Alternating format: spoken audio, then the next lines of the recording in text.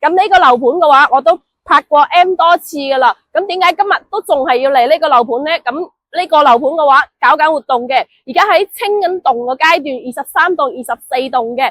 咁呢邊清棟嘅階段嘅話，而家嘅單價低至係10500起嘅。咁面積段嘅話有114啦，同埋127方嘅面積段，90方都一樣有嘅。咁最大面積嘅話去到142方嘅，咁佢係可以25棟嗰邊而家先有貨嘅，帶埋精裝修，而且呢個精裝修嘅話係唔係我哋簡單嘅裝修，呢個樓盤嘅裝修標準嘅話去到3500每一平嘅。如果係想要了解更多嘅細節嘅話，可以跟住我去樣板間實地感受一下佢嘅裝修標準嘅。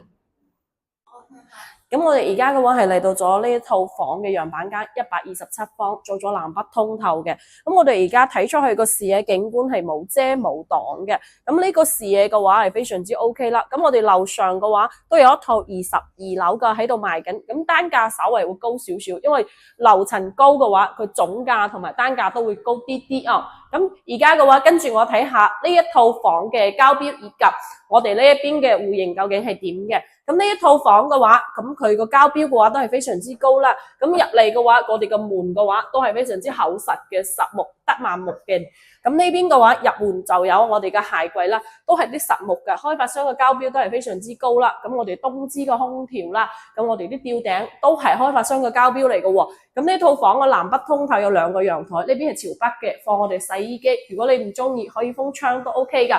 咁嚟到廚房呢邊嘅位置嘅話，咁我哋邦泰嗰啲廚具啊，各方面嘅話都係我哋嘅開發商交標啦。咁我哋呢一啲嘅話都係交付俾你嗰時嘅話就係咁噶啦。佢呢個裝修標準嘅話，一眼睇到你都會覺得佢嘅交付標準係非常之高嘅，去到3500蚊一方。咁我哋呢邊嘅話係做咗4房2廳2衛嘅。咁嗱，呢個我哋嘅客位都好大噶，做咗乾濕分離嘅。都係唔細嘅一個衛生間。咁我哋4個房間啦，咁房間嘅話一入去呢邊就係朝北嘅，睇出去視野景觀咯，非常之開揚啦。咁呢邊有一個朝南嘅，咁啊睇我哋花園呢一邊嘅，咁佢嘅飄窗就唔打得。咁呢邊嘅話呢個房間就係有一半嘅話佢係贈送俾你嘅。咁睇出去嘅話都係朝北嘅方向嘅。咁呢個主人房嘅話就係朝南，帶埋套間。呢邊嘅話，佢嗰個套間都唔細噶。